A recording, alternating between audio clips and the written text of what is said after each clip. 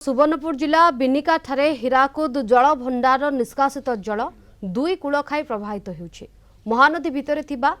बाईकानी मंदिर उपरे 5 फुट्र पानी एबे रहिछि। एपटे महानदी रे निष्कासित बन्या जल मगरकुंदा नाଳ देई गुलापड़ार हाराहारी 15 एकर चाष जमी बुड़ाई देछि। तेबे गुलापड़ा और बिनिका रास्तार थिबा ब्रिज उपरे 3 फुट्र बन्या जल प्रभावित हेबा फଳରେ गमनागमन एक प्रकार बाधा प्राप्त होइछि। एने अधिक सूचना देउछन्ती आम बिनिका रिपोर्टर शांतनु पंडा।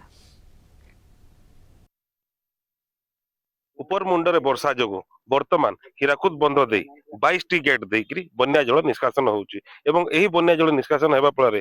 गुलापड़ा मगरकुंदा दे जो महानदीर पछुआ जल अछि सेही जल पसी आसी गुलापड़ा भीतर को एवं किछि चासी क्षतिग्रस्त होइचंती। आम सहित किछि अछंती आम चासी ताको पचारि बुझबा गया काना कहबे केते चाष करसन काना असुविधा हैछि। आमे एटा मो 4-5 एकड़ ठाने करसे आ भी चासी अछन समस्त मेसी 12-14 एकड़ चाष जमी बुड़ी गुड़ी रही बन्या पानी आज जो 22 टा गेट देके पानी आसुची हीराकुद डैम रो सेति पय बहुत पनिपरिबा भी क्षति हेजी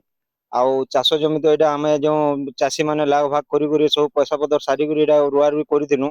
एटा आज ढुकी जे जो 2-3 दिन रही जबा वाला बहुत क्षति हेबो। तापर हमर गुलापड़ारो बिनका के जो रास्ताटी अछि मंदिर बाटे सेटा भी रास्ता पानी रे बुड़ी के रही 5-6 फुट ब्रिज ऊपर पानी अच्छी जीवार आसवार असुविधा होजी। पिला छुआ माने स्कूल के जाउछन्ती सेमानकर भी पढ़ा असुविधा होजी केंद्री गुरी जाउछन्ती एमते बहुत असुविधा होजी। टिके प्रशासन हमर प्रति टिके ध्यान दउ क्या काना कहबे आपनकर केते जमी चाष करथिले केते केते खर्चा करथिले अरे या दे जन पानी जल काना क्षति हेबा बोले आशा करबो। आया क्षति तो एटा कन्फर्म है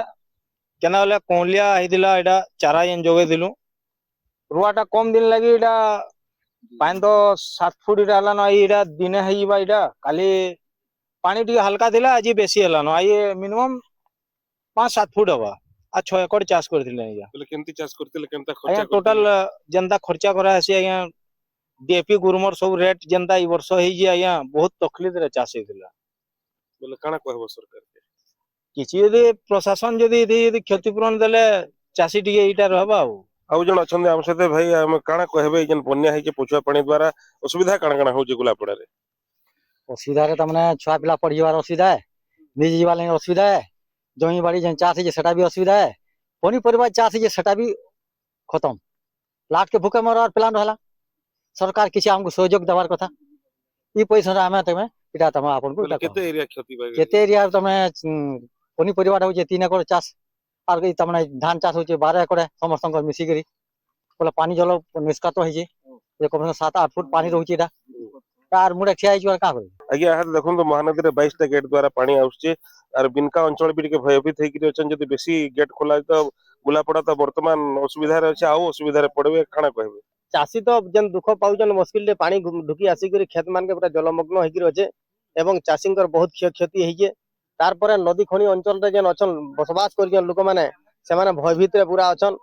बाईकानी मंदिर आमर बिनकार इष्ट देवी सेटा भी माने बुड़बा के गलान जदि बुड़ी जाए बाईकानी मंदिर बोले आमर बिनका भी बहुत माने क्षति हेबा। तबे जो 22 टा गेट देकरी हीराकुद जो बन्या जल एबे निष्कासन करा जाउचे से निष्कासन टा तो बंद करि हेबनी जेहेतु प्राकृतिक तांडव सेटा किंतु जो चासी माने क्षयक्षति जार हेइची जदि प्रशासनिक अधिकारी माने आसिकरी तांकर सब जाक चेक करंती केते क्षति कार हेची सब परिणाम बाहर करिवे एवं क्षतिपूरण जदि देबे हेले चासी किछिटा आगो को बढ़ी परिबो। सुवर्णपुर जिला बिनिकारु शांतनु पंडा रिपोर्ट कलिंग टीवी।